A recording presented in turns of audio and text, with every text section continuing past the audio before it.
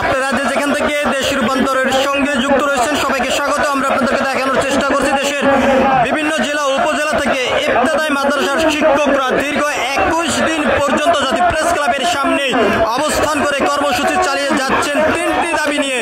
তার ভিতরে প্রধান দাবিটি যদি আমরা আপনাদেরকে জানিয়ে রাখতে চাই, জাতীয়করণের দাবি নিয়ে তারা এই কর্মসূচি চালিয়ে যাচ্ছেন। সরকারের প্রতিনিধি বারবার তাদেরকে আশ্বস্ত করলো, এখনো পর্যন্ত সেই আশার আলো তারা দেখেননি, যার কারণে তারা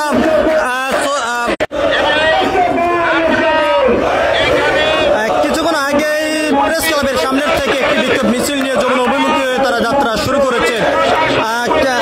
আইন শৃঙ্খলা রক্ষাকারী বাহিনী তাদের সেই লং মার্চ টু ব্যারিকেড দিয়ে আটকে দেওয়ার পরে সড়কে অবস্থান করে বিক্ষোভ কর্মসূচি ইবতেদায়ী মাদ্রাসার শিক্ষকরা চালিয়ে যাচ্ছেন। আমরা আপনাদেরকে সেই চিত্রটি সরাসরি দেখানোর চেষ্টা করছি। এখান থেকে তারা যেমনটি বলছেন, যত সময় পর্যন্ত তাদের এই দাবি সরকার মেনে না নেবেন তত সময় পর্যন্ত আন্দোলন সংগ্রাম বিক্ষোভ কর্মসূচি চলমান থাকবে।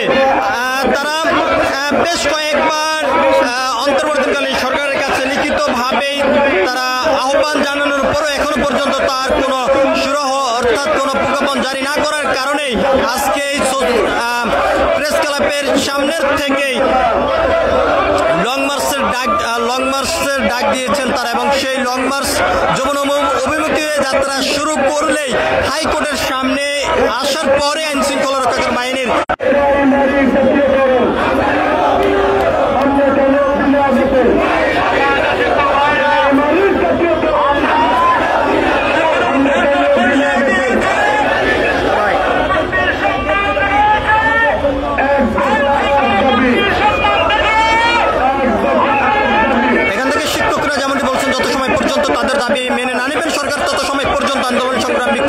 কর্মসূচি চলমান থাকবে। আমরা তাদেরকে দেখানোর চেষ্টা করছি ইবতেদায়ী মাদ্রাসার শিক্ষকদের বিক্ষোভ থেকে সরাসরি যুক্ত হয়ে।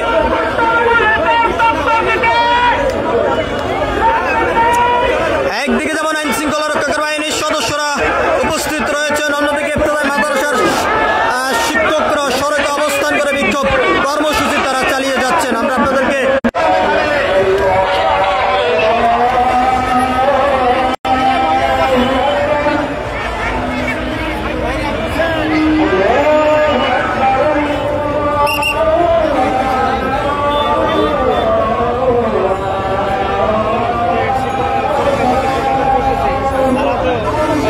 শিক্ষিত হবে আমাদের